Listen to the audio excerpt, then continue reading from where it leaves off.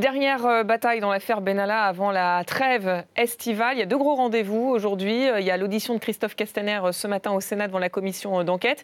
Et puis cet après-midi, il y a ces 2 motions de censure qui ont été déposées par la droite et par la gauche qui seront débattues à l'Assemblée nationale. On en parle avec Alexis Corbière, député de la France Insoumise. Bonjour.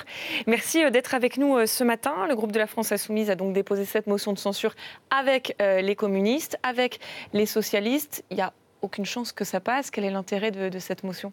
Parce que ça va être un moment où l'exécutif, le gouvernement, est forcé d'être là, de nous répondre. Et nous, on aura un temps assez conséquent pour nous exprimer bien plus long que ce qu'on appelle les questions au gouvernement, vous savez, où c'est 2 minutes. Et je trouve qu'après cette semaine ou ces 10 jours où il y a eu beaucoup de bruit autour de l'affaire Benalla, et c'est heureux, hein, parce que c'est un sujet important, peut-être des choses contradictoires, peut-être que beaucoup de nos concitoyens se sont forgés une opinion, puis ont entendu des choses qui...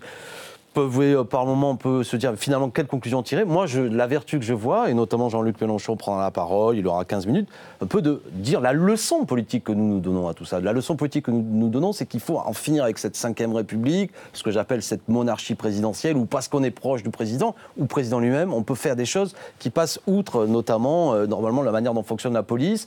On peut se prévaloir du président de la République pour interpeller des gens sans que ça pose problème. Et s'il n'y avait pas eu la presse, s'il n'y avait pas eu ces vidéos, franchement, ces interpellations auraient eu lieu. On a ce spectacle d'un président de la République, M. Macron, disant « c'est moi le responsable qui vienne me chercher », sachant qu'il est irresponsable, c'est-à-dire qu'il n'a pas de compte à rendre.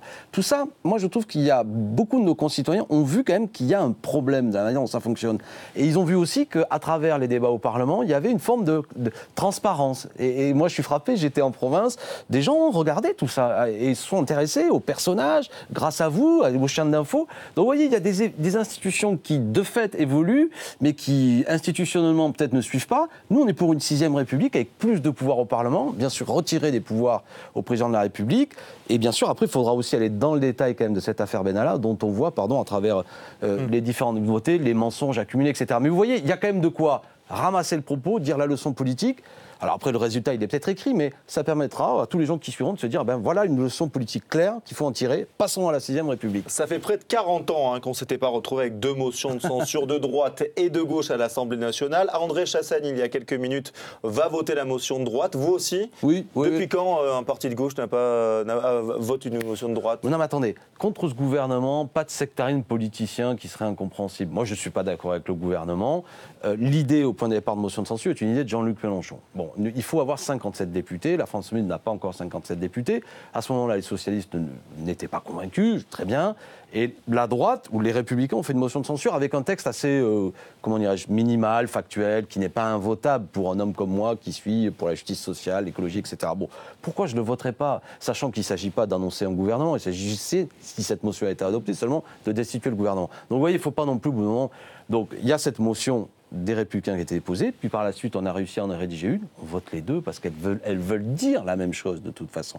Après, le projet que nous avons, nous on a notre projet, nos propositions ne sont pas contenues évidemment dans ces quelques lignes qui annoncent pourquoi il faudrait censurer ce gouvernement. Vous avez réussi à déposer cette motion de gauche en vous assemblant insoumis, socialistes et communistes ensemble. Est-ce que c'est une union éphémère ou est-ce que c'est le début d'une réconciliation ? Mais il n'y a pas, vous voyez, c'est pas une question d'être fâché, c'est qu'on a des projets... Non, mais il y avait quand même beaucoup de points de désaccord. Voilà, non mais qu'il faut respecter, vous voyez, c'est parce que il ne faut pas présenter, on est fâché pour ce qu'on est fâché. Il y a eu un gouvernement François Hollande qui, selon moi, était très mauvais. Je ne vais pas faire semblant et dire aux gens, il ne s'est rien passé. Beaucoup de choses que fait actuellement le gouvernement Macron s'inscrivent dans la continuité de ce qui a été fait. Donc, vous voyez, ce n'est pas pour cultiver le désaccord avec eux. Ceci étant dit, il y a quelque temps, le PS disait ni Macron ni Mélenchon. Bon, désormais, il voit bien que quand même, il peut y avoir que la France insoumise n'est pas ce diable qu'il présente. Ben, je prends, mais il reste encore plein de désaccords de toute manière.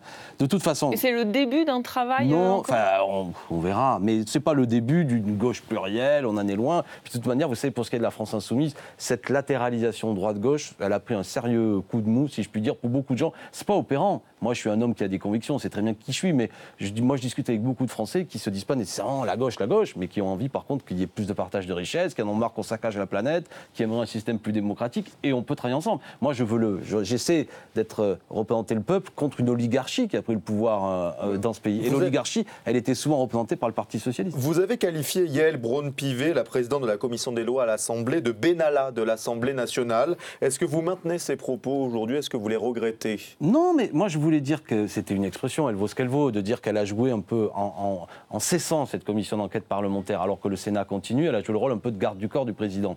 De ce point de vue-là, j'ai dit, on peut penser trouver ça un peu inélégant, elle jouait un peu le rôle de Benalla. Après, je tiens à dire que Yaël Braun-Pivet est victime notamment sur les réseaux sociaux d'attaques sexistes, antisémites, et nous avons fait un communiqué, elle a bien raison, on a fait un communiqué. Franchement, moi ce que je dis n'a rien à voir avec ça, on a quand même le droit de caractériser quelqu'un, dire qu'elle est dans son rôle de président de la Commission des lois, une forme de garde du corps d'Emmanuel Macron, empêchant qu'on puisse auditionner des gens pour pas que le président soit atteint, n'est pas, j'espère, une attaque sexiste ou antisémite, qui est une infamie. Donc là encore, ne faisons pas d'amalgame, parce que je tiens à dire qu'autant je condamne les attaques de Yaël Braun-Pivet, autant les En Marche ne sont pas les derniers à nous insulter, racontant n'importe quoi, y compris instrumentalisant. Moi, j'ai le verbe fleuri, mais quand je dis à un tel qu'elle joue le rôle de garde du corps, j'espère que tout le monde qui me regarde, il n'y a aucune attaque, voilà. Mais pas d'antisémitisme, et on a tenu à faire un communiqué pour éviter que ça dérape. Il faut rester sur le fond, de manière vive, mais le fond politique. Je répète que dans cette affaire, la vertu, c'est qu'il faut un système plus parlementaire, la clarté des débats au Parlement permet au peuple d'avoir un contrôle sur les décisions, alors que l'Élysée, c'est une boîte noire où il se passe des choses bizarres. On a appris au cours des débats, vous savez qu'il y a 10 collaborateurs Vous aimeriez entendre Alexandre Benalla, vous, en commission? Ah bah oui, évidemment. Non, mais écoutez, c'est incroyable. Il y a une Braun-Pivet à dire, on ne peut pas entendre Benalla parce que, précisément, vous comprenez, il y a une instruction judiciaire, et depuis Benalla, il parle partout. Alors, le JDD, Le Monde... Il dit ne pas être contre, être auditionné. Mais qui viennent, moi je veux savoir. Il a menti. Il a dit qu'il n'est intervenu qu'une seule fois. Maintenant, vous l'avez montré, il y a plusieurs vidéos où il intervient. Il est avec M. Kras, qui est un salarié de M. Castaner, qui porte une arme avec lui. Mais vous imaginez, si moi, dans une manifestation, vous me voyez déguisé en policier avec une arme sur moi, en train de frapper des opposants, mais vous diriez Corbière est fou, il doit aller en prison. Là, tout ça est en train d'avoir lieu. C'est des gens d'En Marche, manifestement avec l'accord du président de la République et des différentes hiérarchies de l'Élysée. C'est scandaleux ce qui a lieu. Et clairement, ça doit être sanctionné. Donc là-dessus, évidemment, qu'il faudrait les entendre, la justice doit faire son travail, mais aussi politiquement, il faut en tirer des leçons. Par exemple, je termine là-dessus, vous saviez que M. Benalla n'apparaît pas du tout dans l'organigramme de l'Élysée, et on a découvert en auditionnant M. Kohler, qui est secrétaire général de l'Élysée, qu'il y a au moins 10 collaborateurs qui sont en quelque sorte des collaborateurs inconnus des choses. C'est pas légal. Donc vous voyez, il y a beaucoup de choses qu'il faut mettre à plat, en finir avec cette 5e République, passer à la 6e. C'est ce qu'on exprimera cet après-midi. Merci beaucoup, Alexis Corbière, d'avoir réagi avec nous ce matin. Et j'en profite pour dire que Philippe Bas, on sera en duplex tout à l'heure avec Philippe Bas à 7h45, le président de la commission d'enquête au Sénat, et on verra justement s'il a changé d'avis sur l'audition ou non d'Alexandre Benalla.